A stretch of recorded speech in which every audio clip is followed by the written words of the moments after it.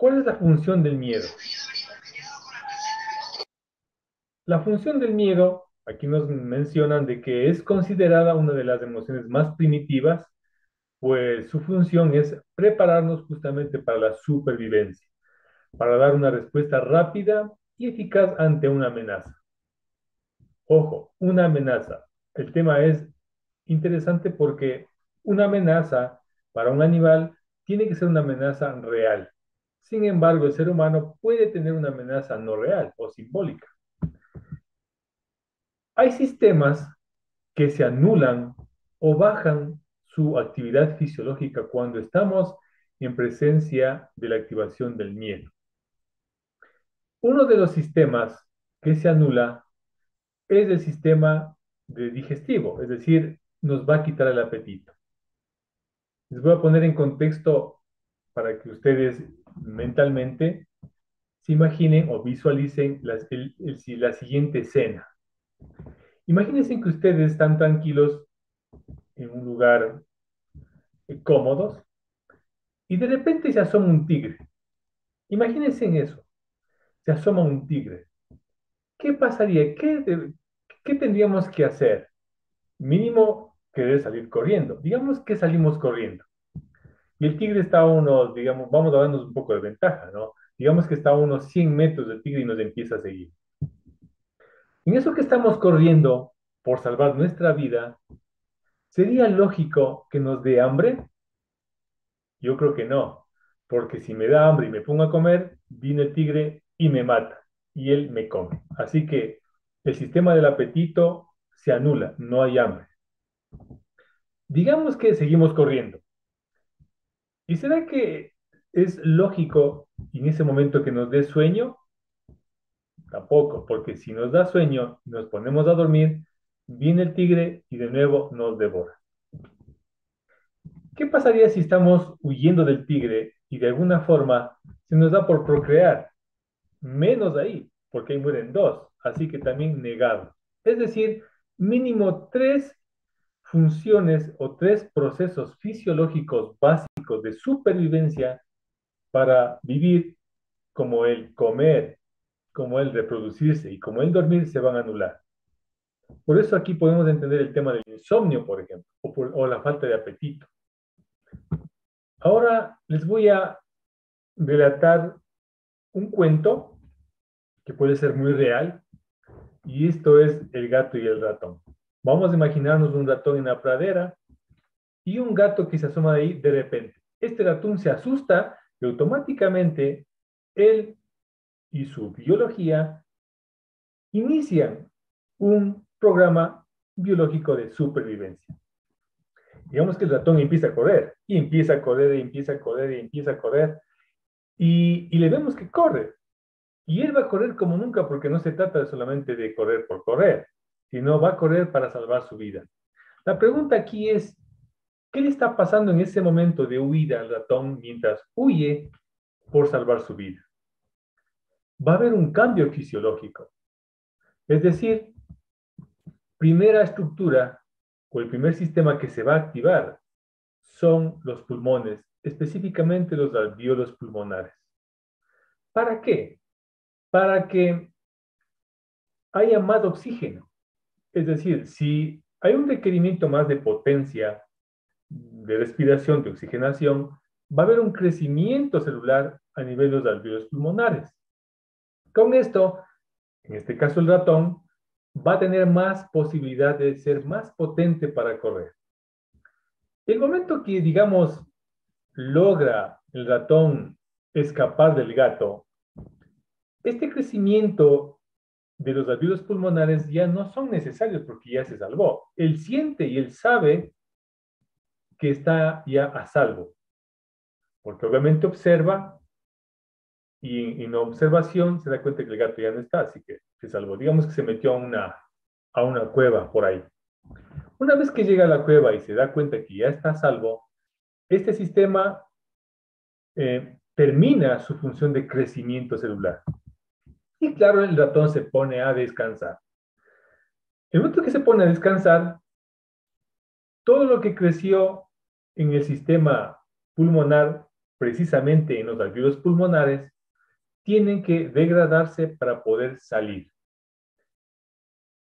¿Qué pasa en ese momento? En ese momento se activan microorganismos como el bacilo de Koch, que genera la tuberculosis, para que empiece a degradar estas células que crecieron, que ya no son necesarias, y lo transforman, digamos, en moco o flema. Y bueno, y luego de eso ya el cuerpo empieza a expectorar y todo lo demás, el ratón descansa y todo está bien. Es decir, el otro día se levanta, tiene hambre y todo lo demás. Pero, ¿qué pasaría si tuviéramos la posibilidad de que en este instante que está corriendo el ratón, tuviéramos, como les digo, la posibilidad de hacerle un eco a sus pulmones al ratón? En ese momento, al hacer el eco, veríamos que hay un crecimiento celular y posiblemente, obviamente desde la mirada médica convencional, diríamos que el ratón tiene un cáncer de pulmón, porque hay un crecimiento celular. ¿Y qué pasaría cuando ya le revisamos, cuando ya va a descansar y todo eso, y empieza a inflamarse ahí? Posiblemente veríamos una neumonía en el ratón, una congestión muy grave. Pero todo este proceso ha sido biológico y el ratón nunca eh, se fue al médico para que le vea qué le pasa y todo eso, ¿no? Y tampoco se fue al psiquiatra para decirle que estaba ansioso, porque él sabía que estaba en peligro real. Bueno, el asunto es el siguiente. Cuando tenemos miedo, obviamente el miedo aparece porque hay una experiencia previa o una información previa, ya sea que directamente o indirectamente hayamos experimentado. Les voy a poner un ejemplo que está pasando hoy día. Digamos que en Guayaquil, creo que la mayoría sabe lo que está pasando, un caos total. No he visto noticias, pero uno de alguna forma se va enterando, ¿no es cierto?, de forma un poco más indirecta, más filtrada. Pero hasta donde yo entiendo, hay mucha amenaza de muerte en Guayaquil o en Esmeraldas, etcétera. Imagínense en ese caos de los cuales están viviendo las personas. Están en un estado de supervivencia continuo, es decir, están en este estado. Así están. Ojo que el ratón no puede estar en ese estado de huida más de media hora, se muere, o sea, no puede soportar tanto. O muere o le mata el gato. Pero imagínense todas las personas que viven lo más cerca posible al conflicto, a este caos, a estas crisis de miedo a morir, están en este estado de alerta continua. Incluso aunque estén dentro de su casa, posiblemente en su mente estén pensando de que al salir puede pasarles algo, o si hay alguien que viva, digamos, aquí en Quito y tiene familiares en esas zonas peligrosas, también esa persona está en un estado de crisis, porque obviamente le va a preocupar la salud y la integridad de su familia que vive ya sea en Guayaquil o en Esmeraldas. Entonces, es decir, las situaciones conflictivas generan caos y dependiendo de cómo la persona vaya percibiendo ese caos, va a activar procesos biológicos reales, mínimo los pulmones. Entonces, imagínense en esto, las personas, son bastantes personas, están en este estado. Pero ¿qué pasaría si este estado de emergencia se termina? Obviamente va a pasar esto, en donde las personas van a experimentar síntomas como solución de conflicto y, curiosamente, los síntomas que van a presentar los que tuvieron miedo a morir o miedo a la muerte, obviamente se activan los pulmones, van a ser síntomas gripales. ¿Y qué creen que va a pasar? ¿Qué creen que van a decir en este tema de la pandemia? Que se reactivó y que hubo un brote. Entonces, esto es un caos. Realmente, si no observamos bien, no nos damos cuenta, sobre todo la gente que de alguna forma está viviendo esta situación compleja en Guayaquil, en Esmeraldas y familiares también, esto puede detonar a situaciones más complejas. Entonces, esto en cuanto a la fisiología y dando el ejemplo del ratón. Sí, el gato es simbólico, puede ser las deudas, puede ser la persona con un arma, puede ser un ladrón, puede ser, etcétera, cualquier persona o cualquier situación compleja. Así que el gato es simbólico. Ahora, yo quería de alguna forma también dar una información científica de un experimento de neurociencias que lo hicieron en 1980 y algo, no recuerdo exactamente la fecha, pero lo hicieron un experimento en Arizona, en Phoenix, en una cárcel de Phoenix. Y el experimento era el siguiente. Esa foto es real. Es decir, ellos, los científicos, dijeron, queremos ver hasta dónde la mente del ser humano puede influir con el cuerpo. Ellos dijeron, bueno, pues hagamos un experimento en la cárcel, vamos allá, conversamos con el jefe de la prisión y le pedimos que nos colabore con un reo, con un preso que esté ya destinado a la pena de muerte, a morir. Y exactamente hicieron lo mismo, fueron allá, conversaron y dijeron, sí, tal persona va a morir en 15 días y pueden hacer un experimento. Entonces fueron donde el reo, le dijeron, ¿sabe qué? Vamos a hacer un experimento, quisiéramos que de alguna forma usted nos colabore y es muy posible que usted se salve. Es decir, si usted colabora y sale, digamos, sobrevive al experimento, le vamos a dejar libre. O si no, mínimo, va a morir, pero no va a morir de una forma violenta, lo que es morir en la silla eléctrica. Va a morir, digamos, más, por así decirlo, más suave, ¿no? Porque va a empezar a dormirse y se va a morir. Entonces él aceptó eso. Y bueno, llegó el día, montaron todo, explicaron tal cual iban a hacer las cosas, explicaron de que en la camilla le iban a poner una venda en los ojos, que le iban a amarrar los brazos y que él iba a morir por desangramiento, es decir, le iban a cortar las arterias de las muñecas y iba a morir por desangramiento. Entonces dijo, bueno, le explicaron todo, le dijeron que bajo de sus manos van a poner una especie de platones, unos platos de aluminio, en donde va a empezar a gotear su sangre. Y bueno, comenzó el experimento, le pusieron algunos electrodos, monitorearon todo, sistema cardiovascular, sistema respiratorio, oxigenación, etcétera, etcétera, etcétera. En ese momento, ellos proceden y le dicen, señor, vamos a proceder a cortar su muñeca derecha. Obviamente él estaba escuchando y todo eso, no podía ver, pero solo podía escuchar. Y claro, los científicos empezaron un experimento y cogieron algo que no era un cuchillo, simularon un corte. Al simular el corte, ellos regaron un líquido más o menos calientito, ¿sí? Entonces él sintió que era su sangre. Entonces le decían, mire, si escucha, entonces empezó a gotear.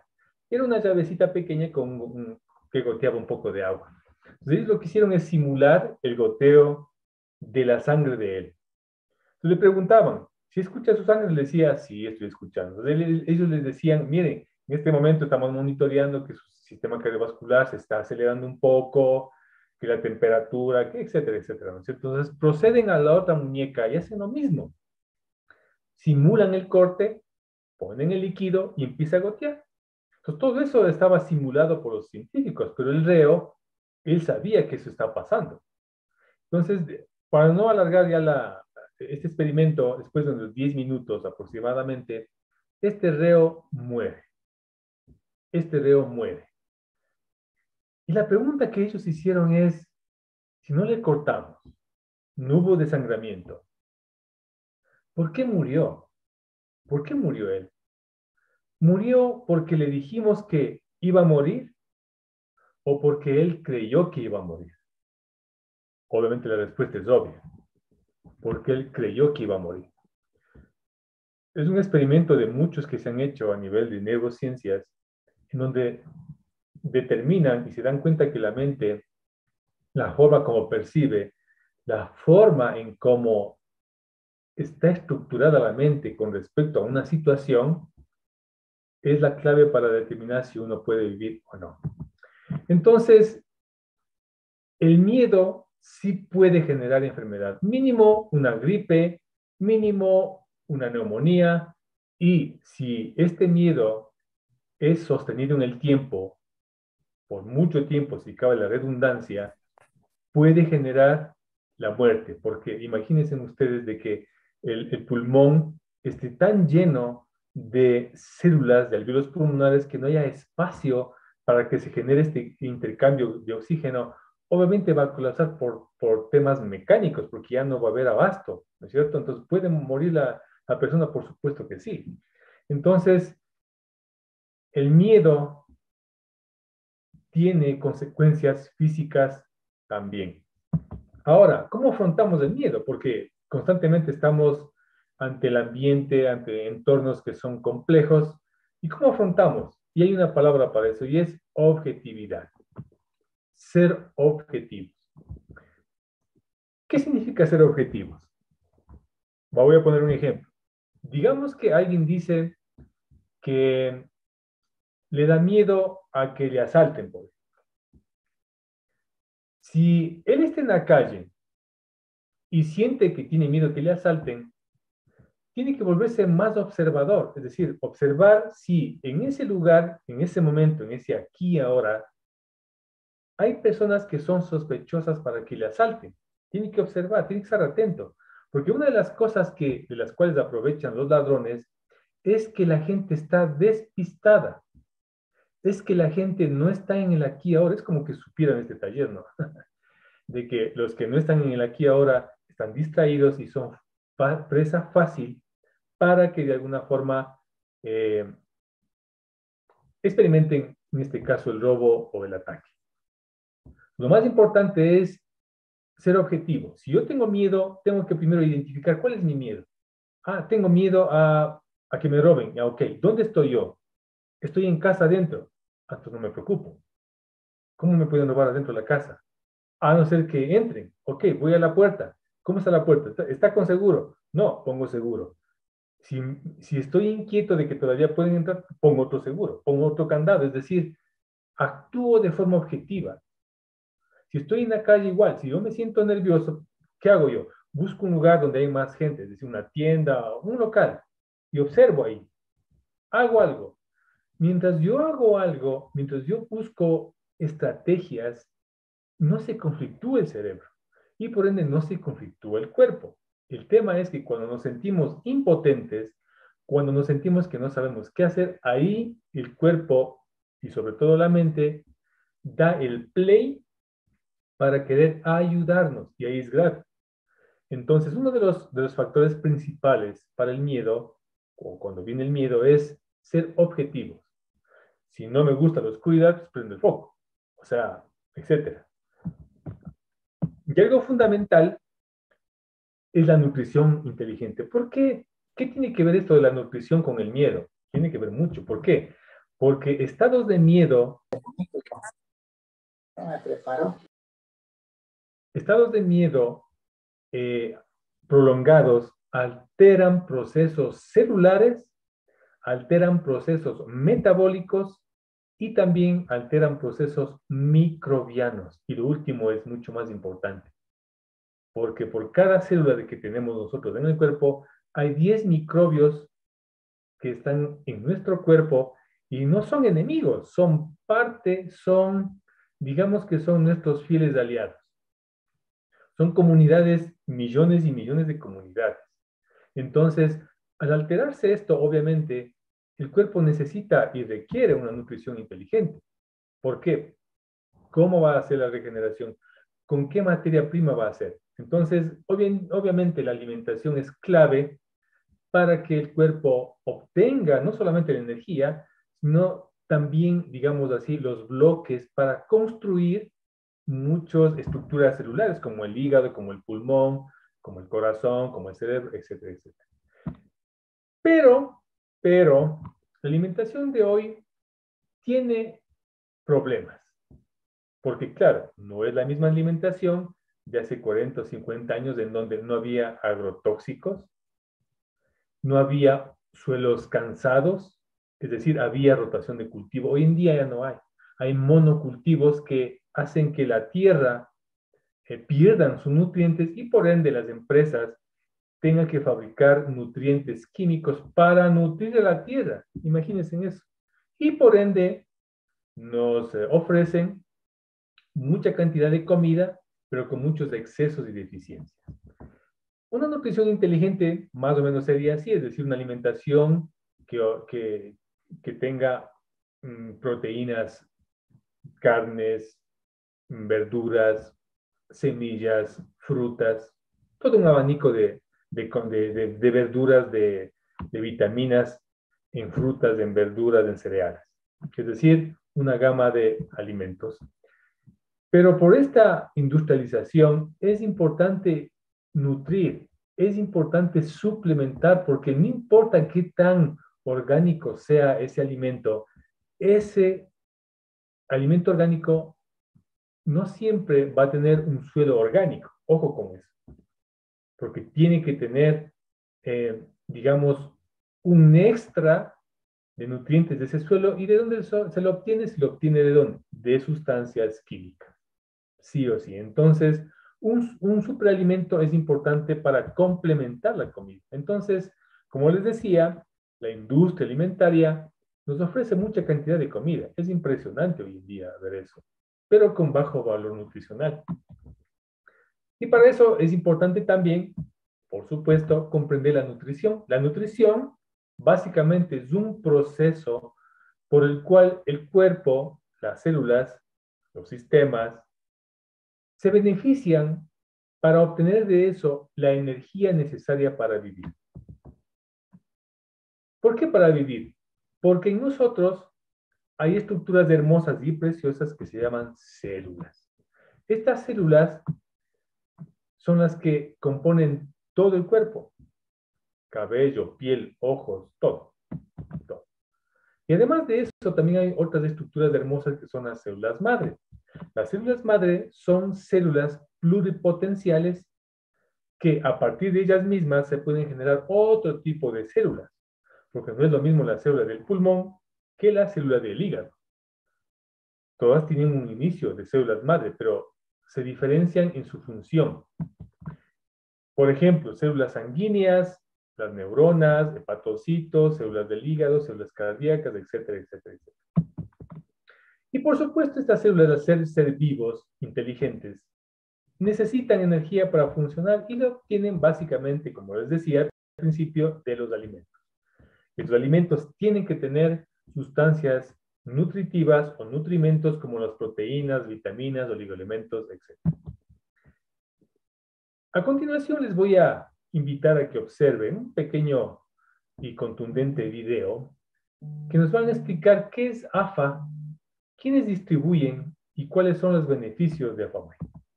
Bienvenido a New Earth, donde nuestra misión es nutrir cada cuerpo, mente y espíritu con AFA, el primer alimento de la tierra. Cosechamos, producimos y procesamos.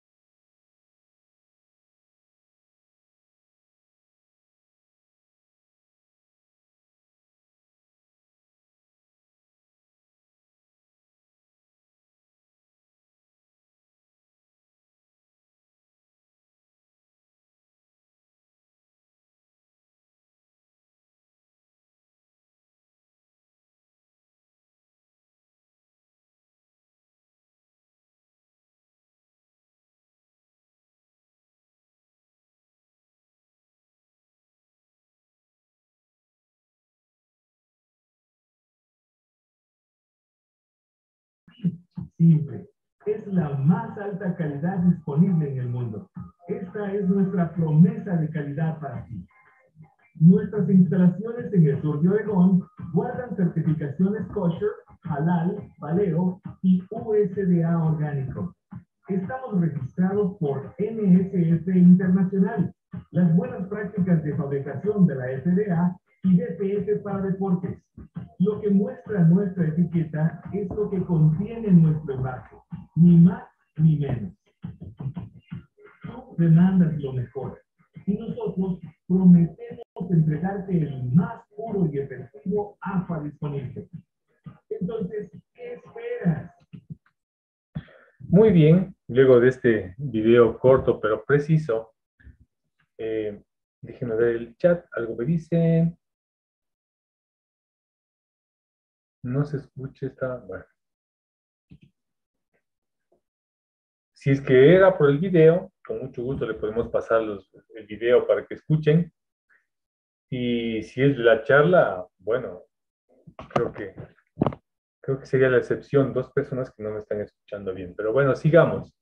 El tema es el siguiente.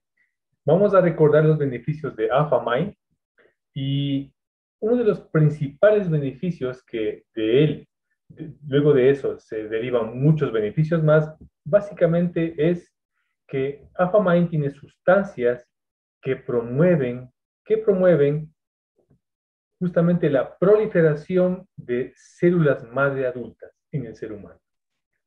¿Qué es esto de proliferación? Como seres humanos, desde que nacemos, tenemos la posibilidad de que nuestro cuerpo se beneficie todo el tiempo de células madre, porque emergen naturalmente del cuerpo. A partir de muchos conflictos de estrés y etcétera, etcétera, estas aperturas o estas puertas, por así decirlas, es como que se fueran cerrando. Esas sustancias que hay en Alpha-MIND hacen que en estas aperturas vuelvan de alguna forma a abrirse, ¿sí? Y haya obviamente más cantidad de células madre para que el cuerpo se beneficie y pueda regenerar cualquier estructura celular. Y por consecuencia va a contribuir a la salud mental y física.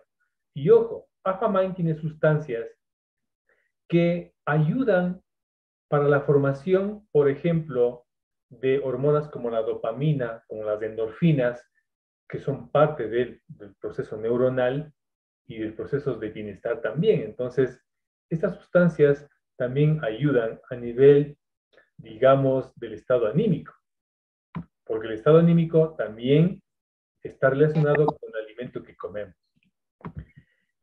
¿Cuál es la dosis? ¿Cuál es la dosis que nos recomiendan para tomar? Básicamente es 1 gramo al día. Esto equivale a 4 cápsulas de una sola toma. Hay personas que no les gusta tomar cápsulas, simplemente se hacen un jugo de frutas, de verduras, sacan las algas de cada cápsula y le ponen el jugo y se toman, no hay ningún problema. 1 gramo al día antes de la comida, o con la comida puede ser también, sería suficiente para beneficiarnos de la proliferación de células madre adultas, es decir, para potenciar eso. Ahora, si alguien tiene una patología compleja, yo le sugiero 1 gramo más, básicamente. ¿Qué más? Bueno. Así que Alpha-MIND es un producto natural y a la vez también es un suplemento. Suplemento en el sentido de que no solamente tiene principios activos que ayudan a la proliferación celular, sino también como suplemento tomando en cuenta de que también tiene nutrientes, como aminoácidos, como vitaminas, minerales. Y hoy tenemos ya en otra presentación muy fácil, muy sencilla, de unos sachets muy interesantes. Se hace más fácil para llevarlo a cualquier parte que queramos llevarlo. Entonces les invitamos a que prueben, a que ustedes mismos disfruten, se beneficien, ya que Alpha-MIND es un complemento nutricional, inteligente y biológico de alta calidad.